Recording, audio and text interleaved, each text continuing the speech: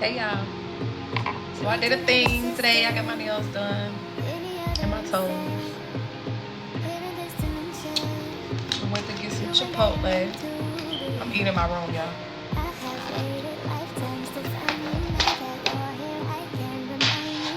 I had to get my sour cream on the side because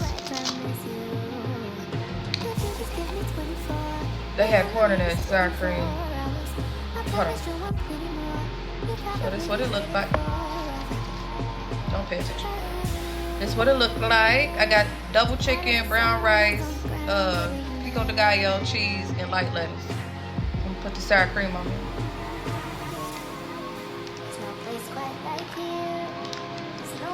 I hope it's enough.